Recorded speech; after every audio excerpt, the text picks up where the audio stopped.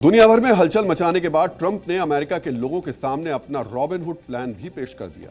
जिस तरह रॉबिनहुड अमीरों से पैसा लेकर गरीबों में बांटता था, ठीक उसी तरह डोनाल्ड ट्रंप दुनिया से टैरिफ लेंगे, लेकिन अमेरिका की जनता से इनकम टैक्स नहीं लेंगे।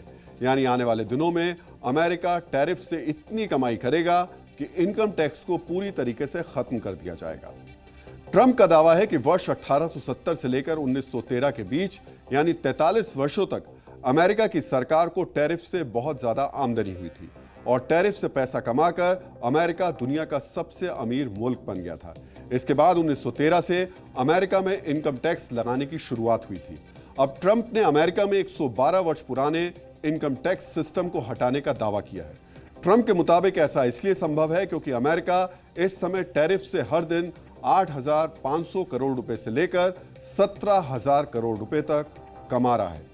ट्रंप का दावा है कि टैरिफ की कमाई से अमेरिका मालामाल हो रहा है और अब उन्होंने इनकम टैक्स अगर हटा दिया तो अमेरिका के करोड़ों लोगों की जेब में एक्स्ट्रा पैसे आ जाएंगे। अमेरिका में इनकम टैक्स का मामला लगभग भारत की तरह ही है, यानी अलग अलग कमाई पर टैक्स की दरें अलग अलग हैं।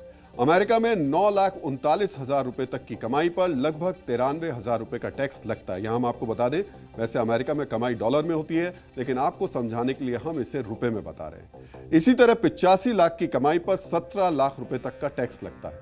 इनकम टैक्स कम से कम 10% से लेकर अधिकतम 37% तक होता है। लेकिन ट्रंप कह रहे हैं कि वो इस इनकम टैक्स को जीरो कर देंगे। अगर ऐसा हुआ तो अमेरिका में रहने और काम करने वालों के लिए ये एक बहुत बड़ी खबर होगी।